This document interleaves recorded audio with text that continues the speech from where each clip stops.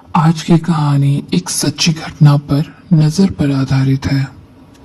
आज की कहानी से आपको पता चलेगा कि किसी की नजर कितनी खतरनाक हो सकती है। ये कहानी है एक छोटे से गांव की, वहां के दो हंसता खेलते परिवारों की। एक का नाम था राजेश और एक का नाम था रामलाल। राजेश का परिवार एक छोटा परिवार था। काफी पीढ़ियों से उनके घर में सिर्फ एक ही लड़का पैदा हो रहा था। तो आप ये कह सकते हैं कि वो जमीन जायदाद से संपन्न थे, क्योंकि हिस्सेदार कोई नहीं था। और पुराने लोग जमीनों को माँ की तरह पूजते थे, तो किसी भी स्थिति में बेचने का कोई सीन नहीं था। खेती अच्छी होती थी, इतनी अच्छी कि रखने की जगह तक नहीं होती थी। कुछ भी हो बोते थे, वो अच्छी फसल ही देता था। हाँ, पैसों की थोड़ी पुरानी टाइम में कमी हो जाती थी, पर बाकी गांव के लोगों को इससे ज्यादा कुछ चाहिए भी नहीं होता था। संपत्ति की उनके पास कोई कमी नहीं थी। अन्न अच्छा आ रहा था, परिवार छोटा था, तो बहुत अच्छे से गुजारा हो जाता था। वहीं पड़ोस में रामलाल का परिवार था, वो काफी बड़ा था। उसके दादाजी के भी काफी ज्यादा भाई थे, तो उनका परिवार काफी बड़ा था। और जब प्यार प्रेम अच्छा था, तो उनकी प्रॉपर्टी के हिस्से नहीं हो रखे थे, तो उनकी तीन जनरेशन एक साथ प्रॉपर्टी में हिस्से की हकदार थी। तो सबने रामलाल के परिवार को थोड़ी खेत दे दिए थे कि आप इनमें से काम कर सकते हैं। तो वो जो भी उगाते थे, उसमें से थोड़ा थोड़ा सभी को बांटते थे, तो उनके लिए कुछ नहीं बचता था, क्योंकि वो एक परिवार में 13 लोग थे। रामलाल का छोटा भाई, उनकी एक वाइफ, दोनों की माता पिता, और बड़े वाले भाई के 4 बच्चे और छोटे वाले की 3। तो ऐसे करके टोटल 13 लोगों का परिवार था। जबकि राजेश का परिवार छोटा था। उसके पिता थे, माता नहीं थी, एक वाइफ और 3 लड़के और 1 लड़की थी। 7 लोगों का ये परिवार था, और ये सर्वगुण संपन्न परिवार थे। रामलाल के पूरे परिवार की नजर हमेशा से राजेश के खेतों पर रहती थी, क्योंकि खेत राजेश के घर के पास थे और रामलाल राजेश का पड़ोसी था। तो राजेश की फसल काफी अच्छी होती थी, और फसल के चक्कर में ही रामलाल की नजरें हमेशा उनके खेतों पर रहती थी कि शायद ही कुछ दे हमें, या इनकी इतनी अच्छी फसल कैसे हो रही है। राजेश बहुत स्ट्रिक्ट इंसान था। उसका मानना था कि ना किसी को दो, ना किसी से लो। पर राजेश की बीवी थोड़ी हल्की इंसान थी। उनको कोई भी बोले, वो अगले दिन कुछ भी बोले तो वो अगले दिन भूल जाती थी, और किसी को भी कुछ भी बांटती रहती थी, अपने घर का सारा सामान। राजेश को अपनी बीवी की आदत बिल्कुल अच्छी नहीं लगती थी, क्योंकि उसको लगता था इससे दूसरा आपके घर पर हमेशा निगाहें रखेगा कि आज क्या ला रही है ये। तो इस तरह से दोनों की इस चीज पर थोड़ी अनबन चलती रहती थी। उनकी पत्नी कभी इस बात को नहीं मानती थी, और यह बात रामलाल को और उसके पूरे परिवार को पता था कि राजेश से नहीं, पर उसकी पत्नी से हमें फल, सब्जियां, दालें और सब कुछ मिल सकता है। और पीठ पीछे वो उसे बिल्कुल अच्छा नहीं कहते थे।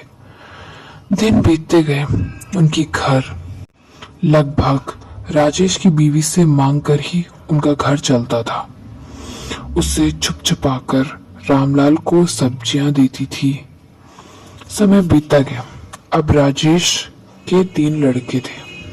जब धीरे धीरे राजेश और उसकी बीवी बूढ़ी होने लगी, तो बहुएं किसी को कुछ भी नहीं बांटा करती थी, क्योंकि उनका खुद का परिवार था, तो वो नहीं देती थी।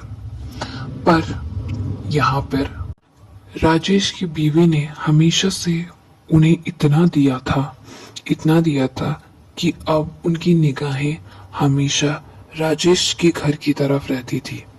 और वो आने वाली जनरेशन से भी यही उम्मीद करती थी कि ये हमें देते रहे और जो भी इनकी सब्जियां हो या कुछ भी घर में हो ये हमें खिलाते रहे।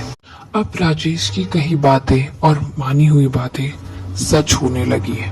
रामलाल की लालची नजरें अब 24 घंटे उन्हीं के घर को देखती रहती थी और देखना भी कुछ इस तरह का था कि एक बार एक संतरे का पेड़ राजेश ने लगाया। वो काफी बड़ा हुआ और बहुत सुंदर भी। उसने उसने फूल भी अच्छे दिए।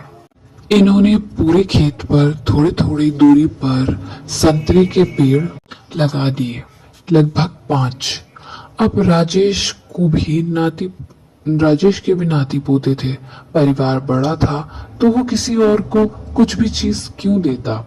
उसने बड़े प्यार से अपने नाती पोतों के लिए और अपने बच्चों के लिए वो पेड़ लगाए। पर रामलाल की परिवार की नजर उसी पर थी कि ये कैसे इस चीज को खा रहे हैं, थोड़ा हमें भी देते, हम भी खाते। ऐसी नजरों से वो देखते रहे। 5 पेड़ों में फूल आए और फिर फल आए और एक दिन फल से भरा पेड़ अचानक से बीच से 2 हिस्सों में फट गया। किसी को कारण समझ में नहीं आया और अगले 2-3 दिनों में 5 पेड़ इसी तरह से बीच से फट गए। इन्हें समझ नहीं आ रहा था। गांव में लोगों के छोटे मोटे पंडित होते ही हैं जो ये नॉर्मल चीजें पूछवा लेते हैं। तो जब इन्होंने इस चीज के बारे में पूछवाया, मतलब ऐसे पूछा भी नहीं, बस मेंशन किया कि हमारे साथ ऐसा हुआ, 5 संतरे फट गए, तो उन्होंने कुछ जमीन पर रेखाएं बनाई और कैलकुलेशन से थोड़ा सा बताया। उन्होंने कहा ये नजर है, आप एक बार लाल मिर्ची जलाकर पूरे घर में उसका धुआं दीजिए। राजेश को समझ नहीं आया कि इतनी गंदी नजर किसकी थी। उन्होंने जब पूछा तो पंडित जी ने बताया आपके पड़ोसियों की है, पर उन्होंने किसी का भी नाम नहीं लिया। अब उन्होंने इतना सोचा नहीं इस बारे में और आए गए कर दी इस बात को। पर हद तो तब हुई जब उस टाइम के बाद कभी उनके यहाँ दोबारा कोई संतरे का पेड़ नहीं उग पाया। उन्होंने बहुत कोशिश की पर उन्होंने इस चीज को भी हल्के में डाल दिया। उन्होंने सोचा शायद बीज ही खराब है या हमें नए बीज लाने पड़ेंगे, तो उसके लिए शहर जाना पड़ेगा, तो उन्होंने इसे हल्के में ही ले लिया। अगली बार एक अनार का पेड़ हुआ।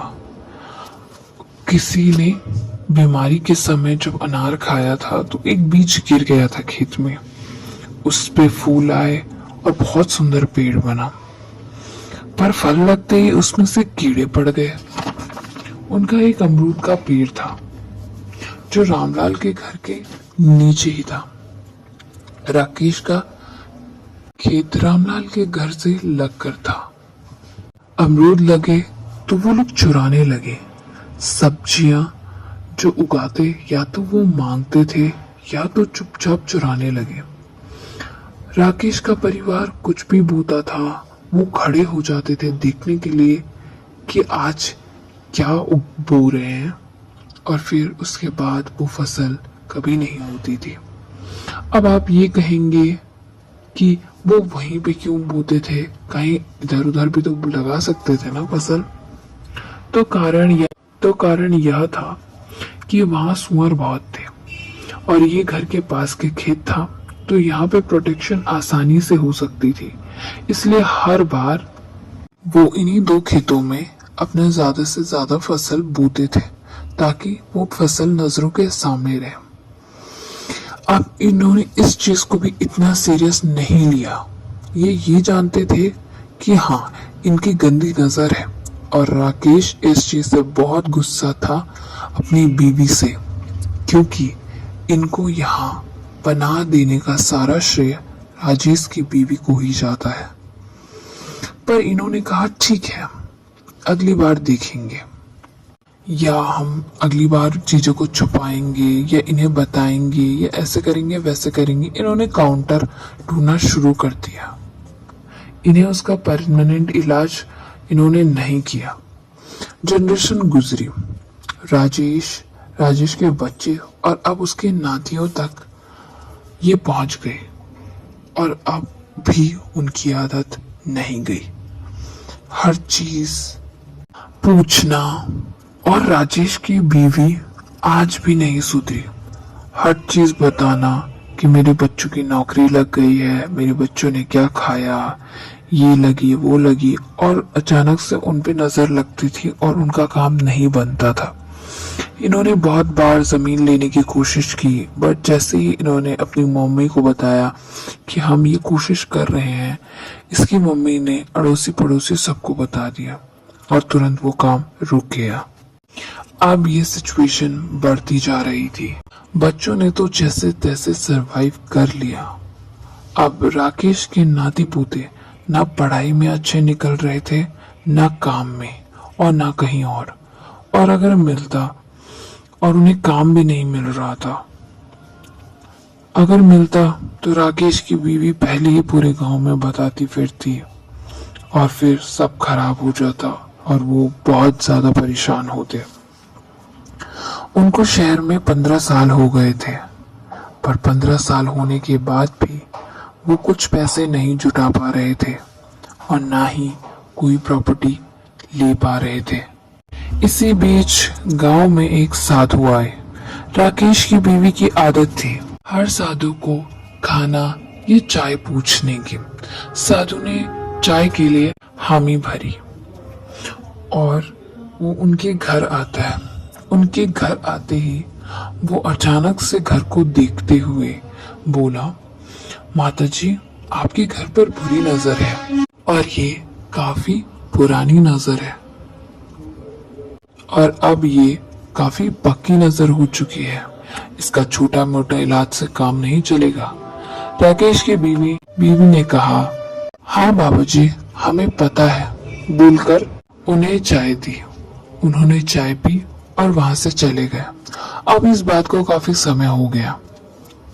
जब कहीं से कुछ हाथ नहीं लग रहा था, सब रास्ते बंद हो रहे थे, राकेश के परिवार ने सोचा कि किसी सिद्ध बाबा से इसका कारण। राजेश का छोटा लड़का काफी धर्म कर्म वाला था। वो पता करने गया। वहां पता बताया गया कि इन सब का कारण वो नजर है जो तुम्हारी 3 पीढ़ियों को लगी हुई है और अब वो नजर हंकार बन चुकी है और अब तीनों भाइयों की आपस में नहीं बनती थी, साथ ही उनका कोई काम भी नहीं बनता था और इससे तीनों इफेक्ट होंगे क्योंकि ये पुश्तैनी घर पे लगी है और नजर किसी पड़ोसी की है और उन्होंने उनका नाम भी बता दिया। अब उससे सभी जुड़े हुए थे।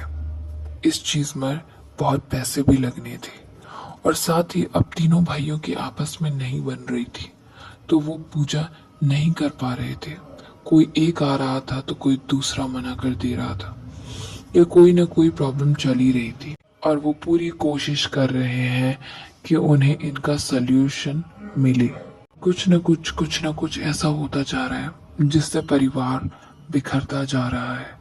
फाइनेंशियल लॉसेस तो हो ही रहे हैं, तबीयत खराब हो रही है, मेहनत करने के बाद भी फल नहीं मिल रहा है, बहुत सारी प्रॉब्लम्स आपस में चल रही हैं और वो आज भी इस चीज से डील कर रहे हैं।